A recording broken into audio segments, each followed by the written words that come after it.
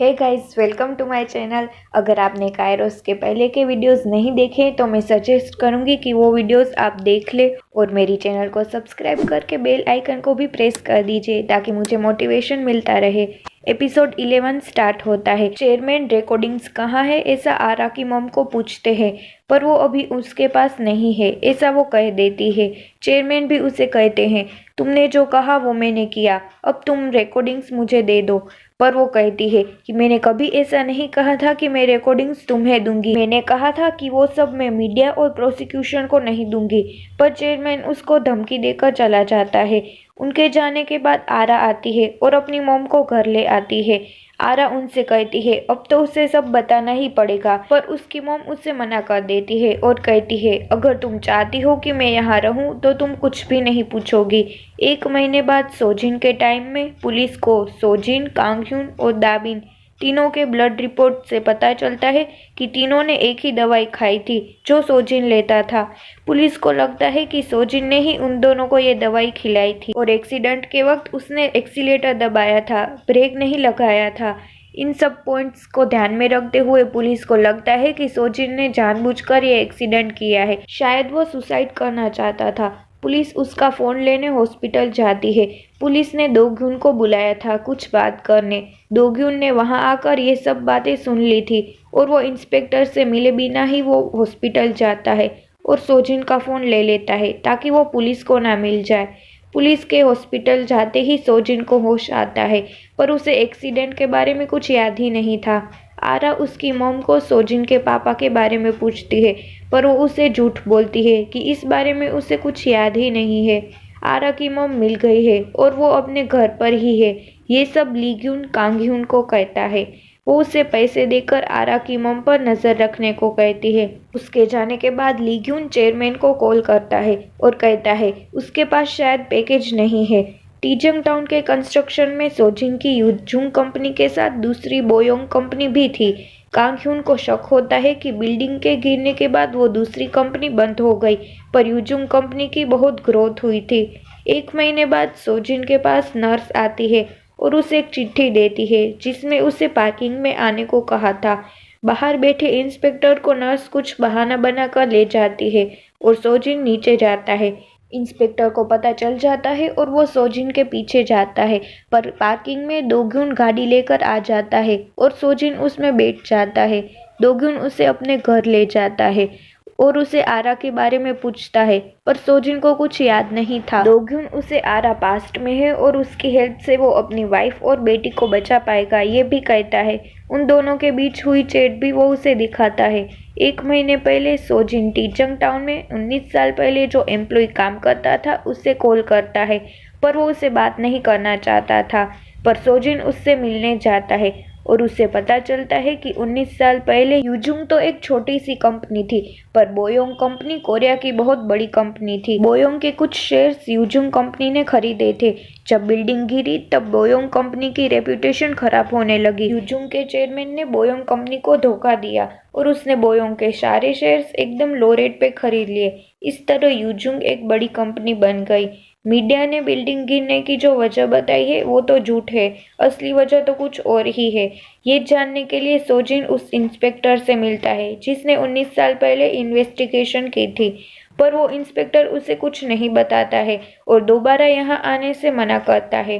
Sozin के जाने के बाद वो चेयरमैन को कॉल करके कहता है कि सोजिन उससे मिलने आया था, ये भी चेयरमैन से मिला हुआ है। आरा को टीजंग टाउन एसोसिएशन की ऑफिस बुलाया जाता है। वहां बातों बातों में उसे पता चलता है कि सोजिन के पापा उसकी मौत के 1 दिन पहले ही आरा की मॉम से मिले थे।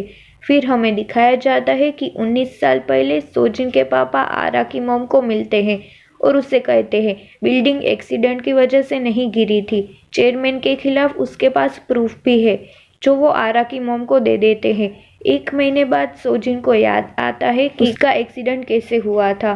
तीनों कार में जा रहे थे, सामने से अचानक एक ट्रक आ गई और उससे बचने के लिए सोजिन ने एक्सीलेटर दबाकर अपनी कार को दूसरी तरफ टर्न किया, पर उसकी कार पलट गई थी।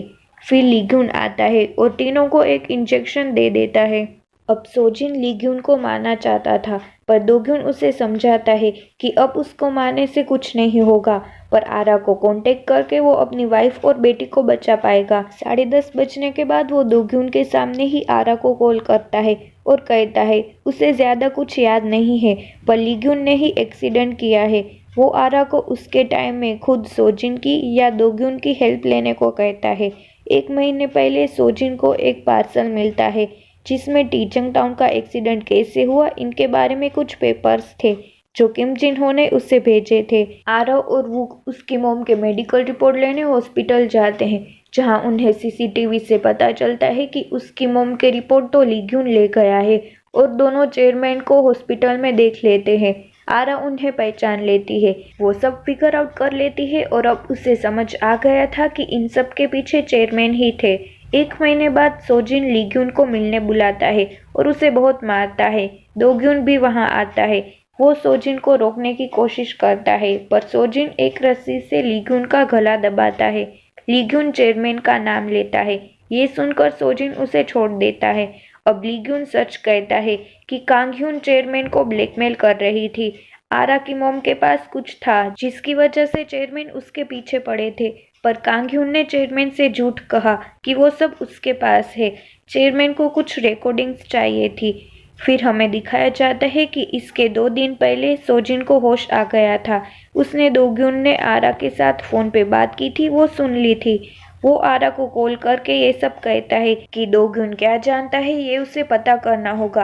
अब जब हम बात करेंगे तब दोग्यून मेरे साथ ही होगा। वो आरा को सब समझा देता है।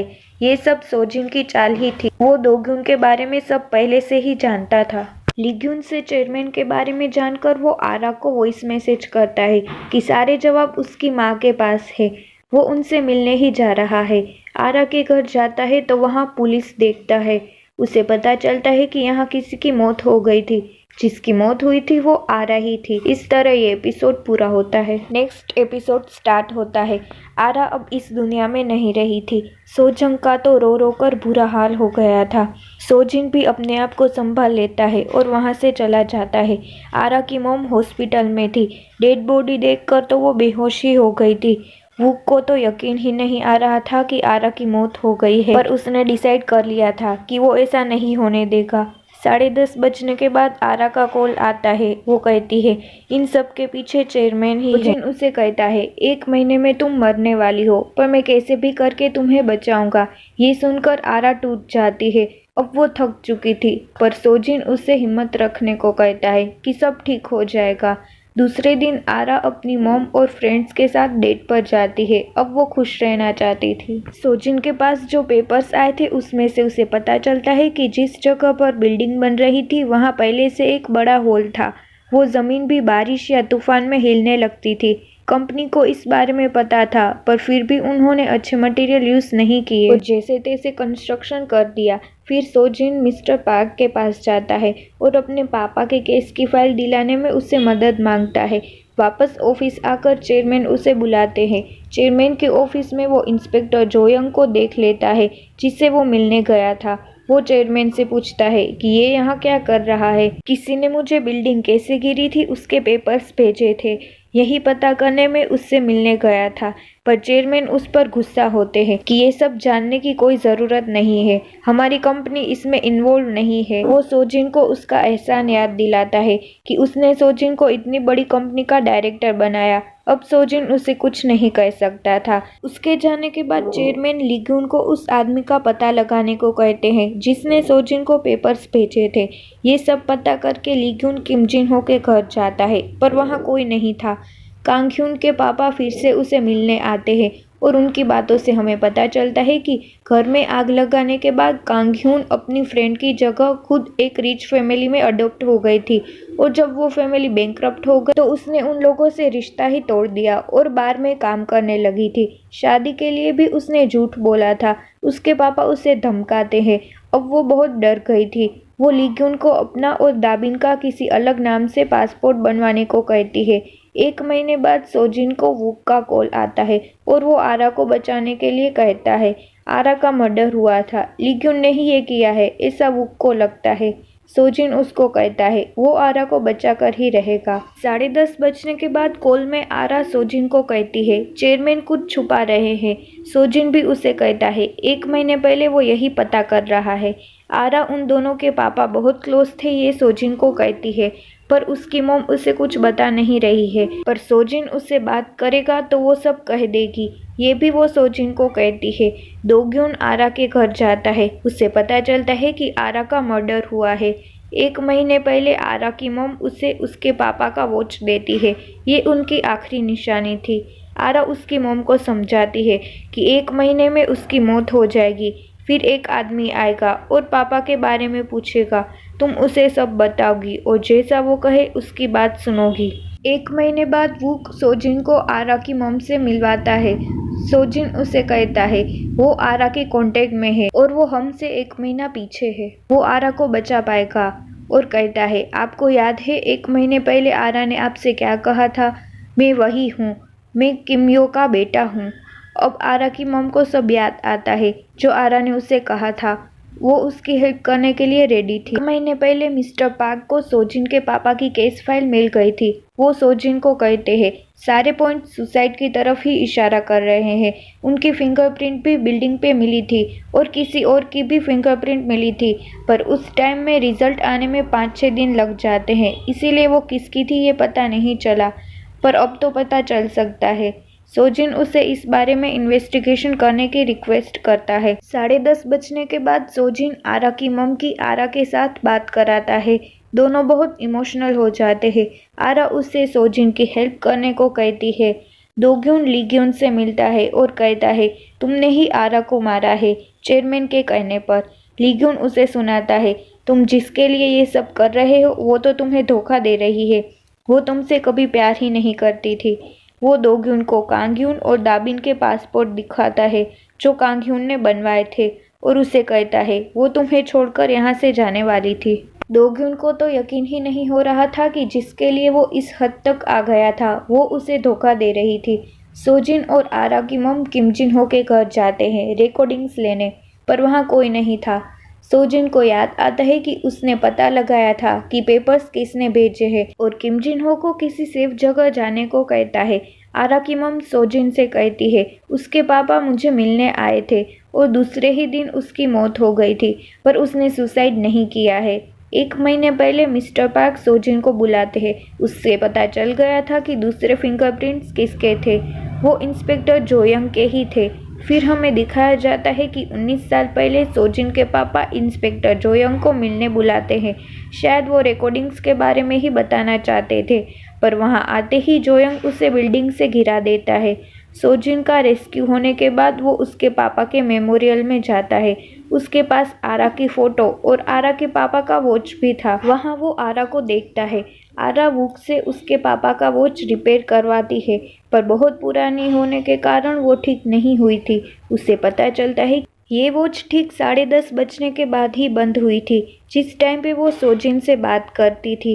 वो देखती है कि सोजिन वहाँ आता है उससे मिलने और आरा के हाथ में वो वॉच देख लेता है। उससे पूछता है कि ये वॉच तुम्हारे पास क्यों है? आरा उससे कहती है ये उसके पापा की है। सोजिन उससे कहता है 31 दिन तक वो ये वॉच देखता रहा, उसके रेस्क्यू होने से पहले।